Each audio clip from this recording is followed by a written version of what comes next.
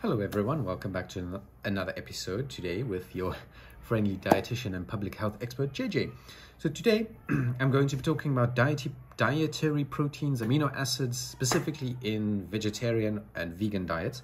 I got this cool article through a CPD activity that I completed, and it gives a lot of insight into the vegetarian and vegan diets as compared to animal meat eaters or animal product eaters. So there's this misconception that plant foods are low or insufficient in amino acids. This is not really true. It's slightly lower, but it's still higher than what you actually need. So if you are eating plant-based proteins, you are still getting all of the amino acids that you need in adequate amounts if you are eating a varied diet. You can become deficient if you are eating only one food. So if you are like only eating grains, that's the only thing you eat. You only eat bread with nothing on it. That's what you eat. Then you can become deficient because you are having a restrictive diet. If you are eating a variety of foods and you add things together, then there is no problem. So what they found in this study, I'll show you the table here, is in this table you have meat eaters, fish eaters, lacto-ovo vegetarians and vegans, the amount of energy that they eat. So it's similar. Meat eaters have the highest energy intake, 2,100 about, so vegans 1,950. There's not much variance there. Energy from protein is high, 17%, and a bit lower in vegans, 13%, but it's still adequate. It's still enough for your body. Protein grams per kilogram 1.3 to 1, which is still higher than the RDA of 0.8. So you still get an adequate amino acid profile as well as a protein intake as a vegetarian vegan. The little things that are of concern is the leucine and methionine and cysteine, which could be a problem, but generally is not, because if you're eating a varied diet, then you have that. You are not having a problem with it. So all plant foods contain 20 amino acids, including the 9 indispensable or essential amino acids.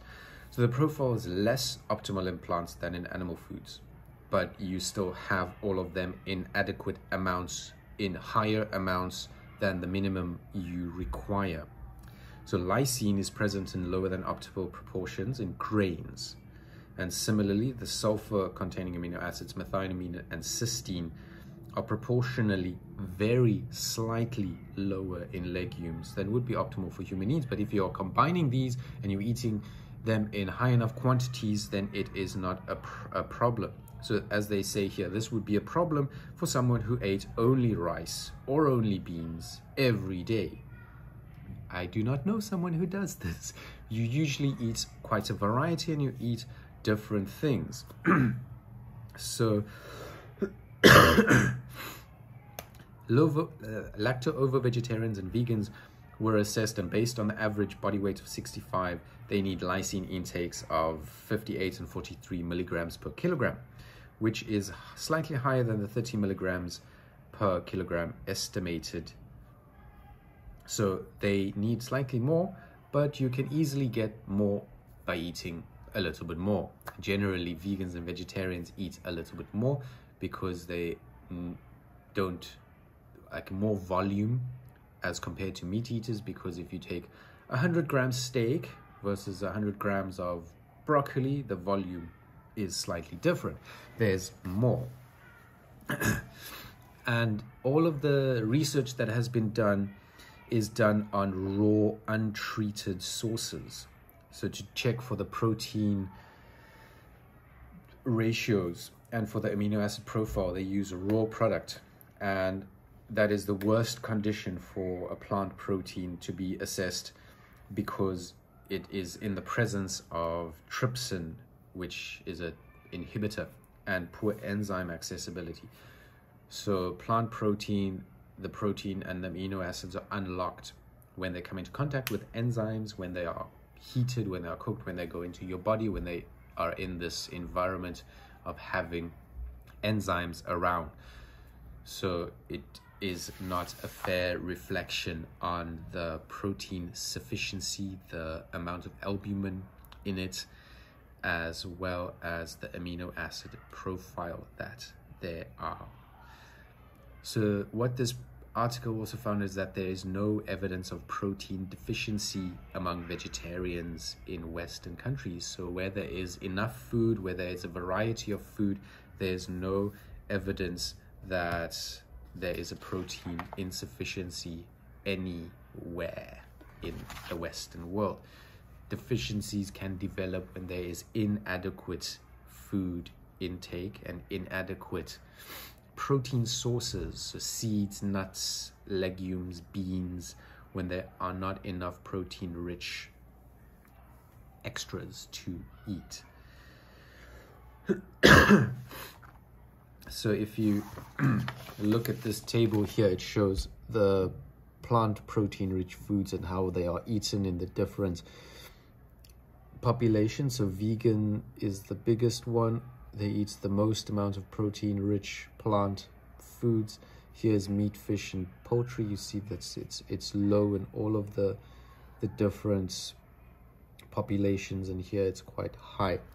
So the intakes of plant-based alternatives increase the more you move down the vegetarian spectrum towards vegan. They'll eat more plant-based proteins. So what was found is there are two populations of concern: the elderly and children.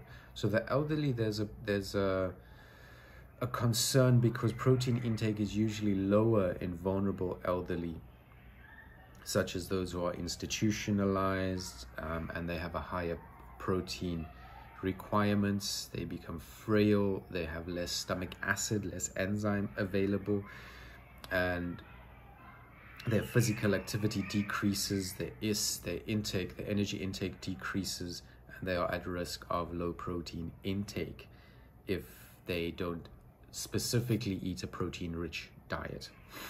So what they found is the indispensable amino acids, the BCAAs, the branch chain amino acids, need to be considered, and they are a key in increasing the anabolic response to the protein making response, the amino acid absorptive response. You need your BCAAs, your branch chain amino acids.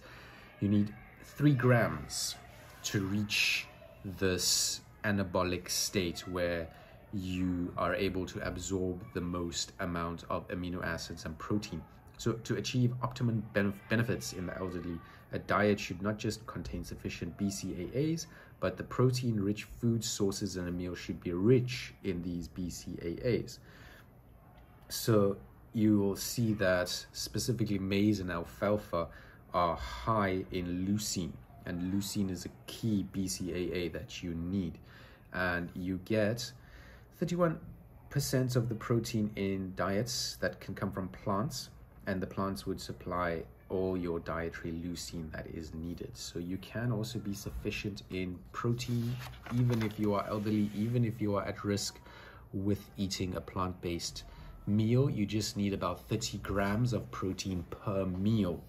And this is easily done if you are careful in what you are eating. If you are including beans, legumes, peas, your high protein veg, grains, nuts, seeds, if you're including all of these in your foods, that should be sufficient.